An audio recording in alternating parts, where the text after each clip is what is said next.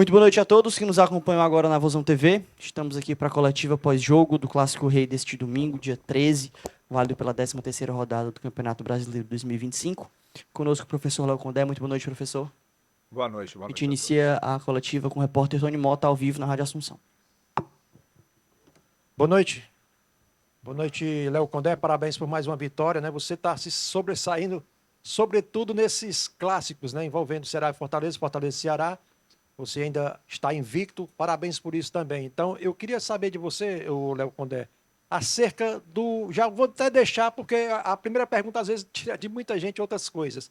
Mas eu queria saber de ti o teu pensamento já para o jogo contra o Corinthians. Você não vai contar com dois atletas que são titulares no teu ataque, no teu setor de ataque, o Pedro Raul e o Pedro Henrique. E me tirar também essa dúvida, se existiu essa informação ou esse pedido para que o Pedro Raul, já que ele não jogaria contra o Corinthians por conta de contrato, se esse cartão amarelo foi forçado ou não. Bom, boa noite.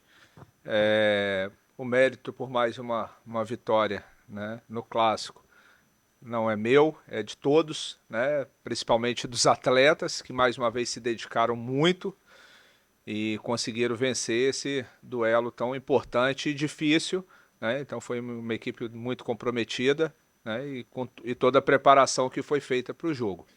Em relação a próxima partida está muito recente, né? Vamos respirar primeiro, né? Comemorar a vitória, mas naturalmente, como profissional, a gente já está pensando um pouco lá na frente. Realmente perdemos dois jogadores de frente, mas temos aí outros atletas, principalmente voltando de lesão. O Fernandinho, que já entrou um pouco contra o Sport, entrou hoje. Temos também Bruno Tubarão, temos Ailon, temos Guilherme, né? Então são os jogadores que a gente sabe que tem condição de entrar e suprir a ausência desses atletas. Professor, boa noite. Aqui do outro lado, aqui. Tá. Alisson Lima, Rádio Vozão. Parabéns por mais uma vitória. E nessa Série A, que é uma competição extremamente difícil, pontuar é indispensável, quer seja em casa, quer seja fora, e aí desta vez eu estou falando em relação a ser mandante, né? O Ceará, ou mandante ou visitante, o Ceará consegue essa vitória enquanto visitante, o que dá ao Ceará uma outra partida jogando em casa, que é essa partida da quarta-feira. Eu queria que você falasse o tamanho da importância dessa vitória para a sequência da competição. Sem dúvida nenhuma, a vitória é importantíssima. Realmente, né, analisando por esse lado, né, a gente foi visitante hoje, né, mas a gente se sentiu totalmente acolhido, né? Nossa torcida veio até em razão da possibilidade de vir só 40%, mas veio e compareceu, incentivou a equipe do primeiro ao último minuto, e a equipe se sentiu também jogando em casa. E realmente a competição é muito difícil, né? Cada ponto conquistado tem que ser muito comemorado, porque é muito difícil no Campeonato Brasileiro você vencer os jogos, independente das equipes que brigam em cima, brigam embaixo, e principalmente o Clássico, né? Por tudo aquilo que ele representa. Então, pensando na competição como um todo, sem dúvida nenhuma, uma vitória importantíssima, haja vista que a gente tem jogo a menos, jogo a cumprir contra o Fluminense. Temos agora um adversário muito difícil pela frente, que é o Corinthians, e depois a gente sai para jogar contra o Internacional. Então, pensando assim, saindo do contexto do jogo em si e pensando no campeonato de uma maneira macro, com certeza uma vitória que nesse momento nos dá uma tranquilidade e, acima de tudo, uma confiança muito grande. Léo, Júnior Marquezine aqui, Léo, sua esquerda, Júnior Marquezine, Rádio Cidade. Apesar da vitória do Ceará hoje diante de Fortaleza, você viu algum tipo de dificuldade que o Ceará encontrou nessa partida, Léo? Bom, a gente realmente no primeiro tempo teve um pouco de dificuldade para construir. Em termos de marcação, nós fomos muito bem, né? Mas a gente pecou muito em alguns momentos ali que a gente poderia ter buscado passe um pouco mais à frente, que tinha um espaço entre linhas. A gente estava fazendo muito passe de retorno. E com isso o Fortaleza adiantava os 4 de frente e pressionando muito a nossa saída de bola. A gente acabou fazendo algumas ligações diretas, brigando muito pela primeira e segunda bola. Até tivemos umas 2 ou 3 boas possibilidades. Mas Fizemos esse ajuste no intervalo, adiantamos um pouco mais o Sobral pela direita, encostamos o Mugni um pouquinho mais com o Bahia e o Pedro Henrique pelo lado esquerdo, a gente conseguiu equilibrar. Eu acho que defensivamente a equipe fez uma partida que beirou a perfeição, nós conseguimos marcar muito bem, tanto nos momentos que a gente marcou no bloco alto, quanto no momento que a gente marcou um pouco mais baixo, a gente controlou muito bem o jogo. Com bola, a gente alternou, né, principalmente no primeiro tempo, algumas escolhas ruins. Eu acho o gramado também que foi reformado, mas a gente sabe que daqui a pouco vai ficar ok, mas hoje tinha muita areia, um pouco de dificuldade para os dois times jogarem, né?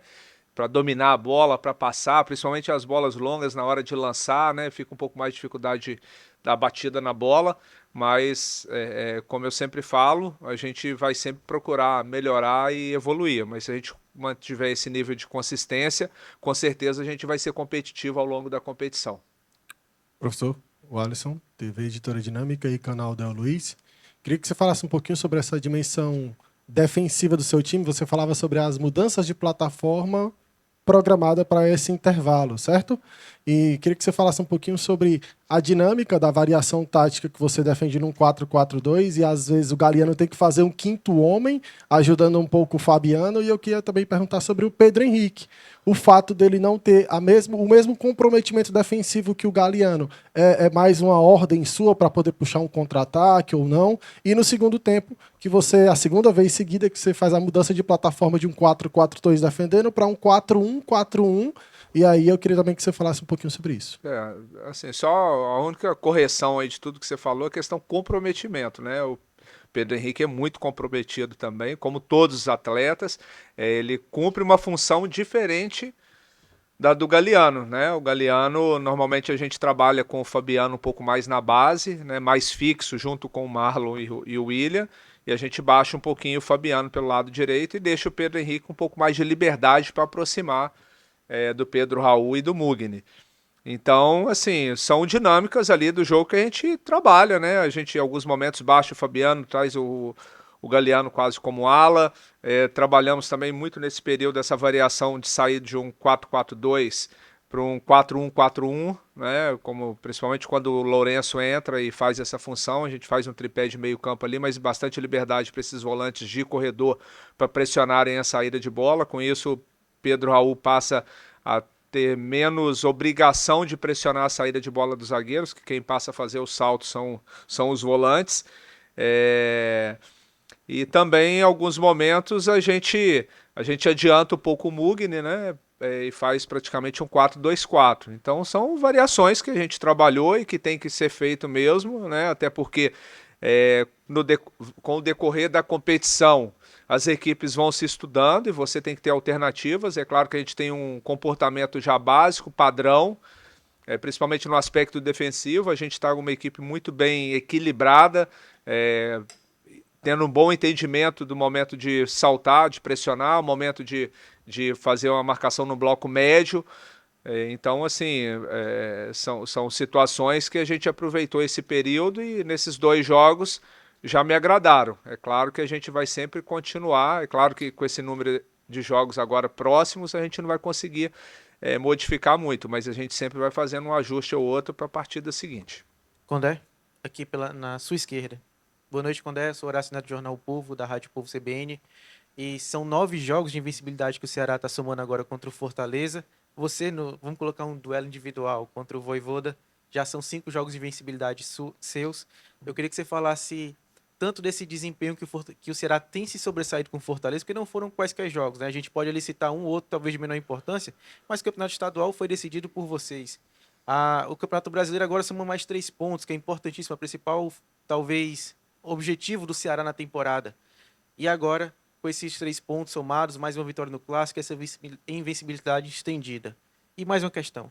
Você vence no Castelão, né, Condé? Até eu tô na dúvida se o Mundial de Clubes fosse disputado aqui, se não ia ter dificuldade, viu, Chelsea e o PSG, porque é uma invencibilidade não só somada essa questão de longos jogos vencidos no Castelão, como também tem sido dominante. Fala um pouquinho da campanha dentro de casa e dessa invencibilidade contra o Fortaleza.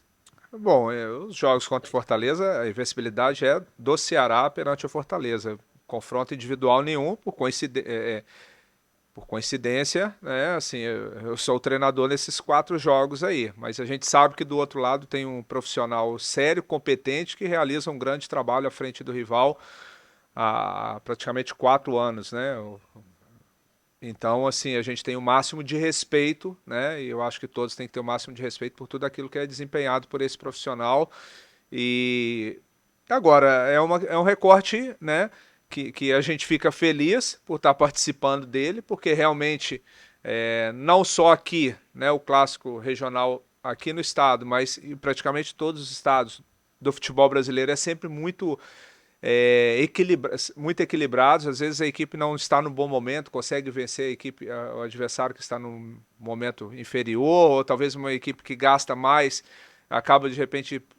Eu passei por isso ano passado no Vitória, né, que a gente tinha um orçamento bem inferior ao do Bahia e a gente conseguiu vencer a maioria dos clássicos. Então, assim, mas a gente fica feliz por isso, né? Mas assim, o mérito maior e total dos nossos atletas, principalmente, eu não vou falar para trás, mas dessa temporada específica, os jogadores, não só o clássico, né? Mas quando entram em campo, deixa o melhor possível, se entrega muito, a gente monta a estratégia, é só uma ferramenta, mas quem executam são eles, né? Então, quando a gente fala de parte defensiva, não é só a linha de defesa, não é só o goleiro, só o Bruno, mas os jogadores de frente participam muito da fase defensiva, os jogadores de centro, então nem se fala.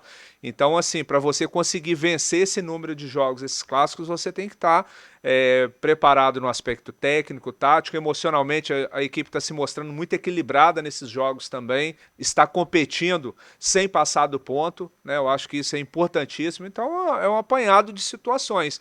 Mas, com certeza, o mérito maior dos atletas na execução dos planos que são criados. Em relação à invencibilidade aqui, né, na verdade, a invencibilidade caiu contra o Atlético, né, mas assim, um número elevado de vitórias jogando aqui no Castelão. Eu falo muito isso, assim, a gente tenta trazer o torcedor para dentro do campo, né? O que eu falei com eles antes de entrar em campo. O torcedor, ele quer ver a equipe competitiva, colocando o pé, brigando, e a torcida vai vir junto. E tá meio que chovendo no molhado, né? Sendo até repetitivo em vários momentos, porque o torcedor, ele tem orgulho dessa equipe, né? Às vezes tem alguns momentos que a gente não consegue fazer as melhores escolhas, né, do ponto de vista técnico, tático, mas assim, em termos de entrega, a equipe deixa tudo dentro de campo, e eu acho que isso sem dúvida nenhuma, é um fator preponderante. E a gente também tenta ser uma equipe impositiva, mesmo não tendo a posse de bola como um fator principal, mas a gente é sempre uma equipe objetiva, né? A gente, quando tem a bola, a gente procura criar o máximo de dificuldade para a defesa adversária de uma forma rápida e simples. Léo Condé, boa noite. Samuel Conrado, a Rádio Verdinha. Estamos ao vivo agora na FM 92.5. E eu queria falar contigo sobre o protagonismo de alguns atletas, principalmente em decisões, né? Hoje, mais uma vez, a gente teve aí o Galeano brilhando na estrela dele. Aconteceu na partida contra o Sampaio Corrêa, ele fazendo gol. E chegando à marca de 7 gols na temporada, né? E falando nesse protagonismo, já pensando também nas dores de cabeça, digamos assim, que você vai ter na próxima rodada. É contra o Corinthians e não vai poder contar com Pedro Raul e nem com Pedro Henrique, o Galeano vivendo um momento brilhante com a camisa do Ceará. É sempre ruim para o treinador, né, pontuar essas questões individuais, que às vezes tem os recortes positivos e os recortes negativos quando as coisas não estão acontecendo. Mas assim, o Galeano, é legal a gente falar dele porque é um rapaz assim muito sério, muito dedicado, muito trabalhador. Teve um pouco de dificuldade no início de adaptação.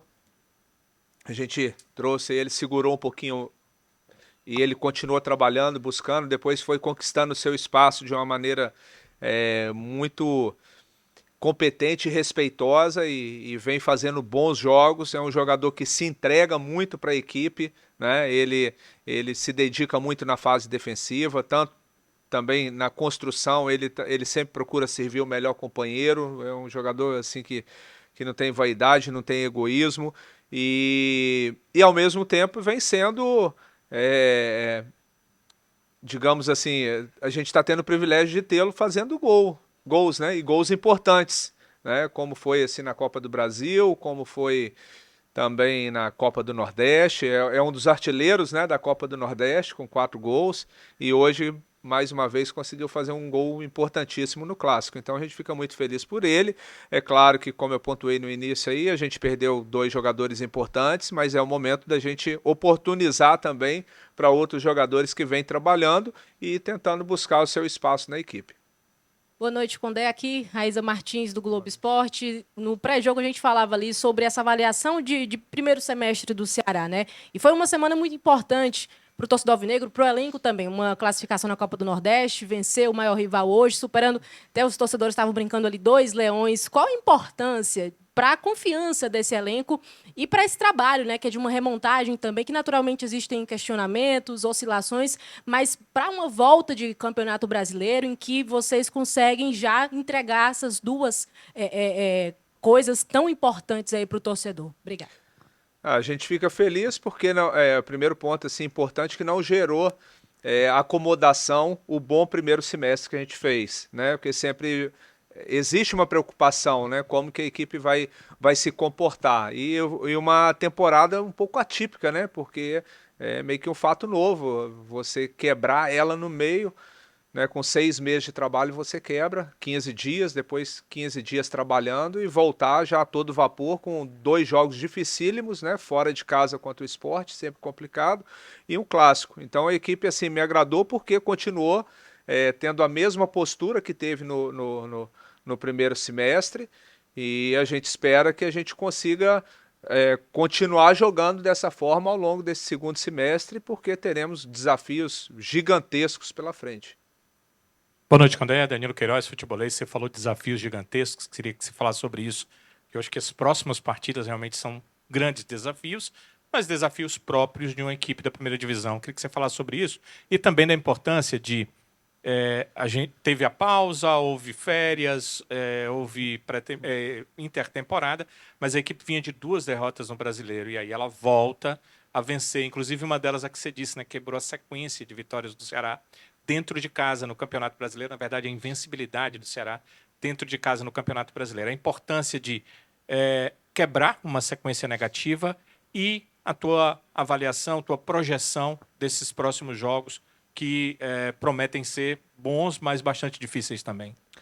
O importante, como eu sempre pontuo, é a gente saber lidar com as vitórias e com as derrotas, né? Porque a gente perdeu 2 jogos no Campeonato Brasileiro, mas perdemos 2 jogos assim contra o Atlético, que a gente fez um bom jogo aqui, poderia ter saído com resultado melhor, e enfrentamos o Botafogo no Rio, onde nós perdemos por 3-2, mas fazendo um jogo bem parelho com o Botafogo, né? A equipe que há pouco tempo agora venceu o PSG. Então, assim, o campeonato ele é complexo, né? A gente sabe o nosso lugar, a nossa condição, o Ceará deve ter aí uma das 3, 4, está entre as 3, 4 equipes que tem o menor orçamento da Série A, então é difícil. Mas mesmo assim, a diretoria de futebol, o departamento de futebol do clube, com o aval do presidente, claro, mais uma vez se mostrou competente no sentido de fazer uma montagem de equipe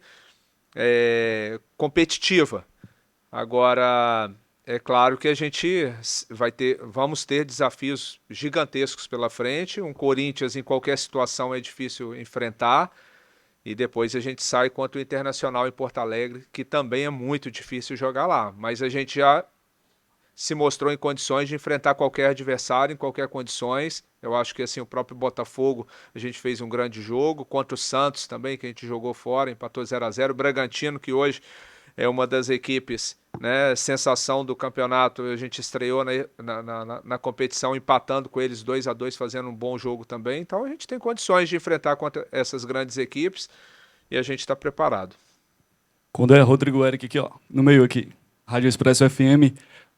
Muito se fala, primeiramente parabéns, né, por mais uma vitória em clássicos aqui dentro da Arena Castelão. E uma das pautas, né, mais faladas aí durante essa parada para a Copa do Mundo foi de movimentações no mercado de transferência, né?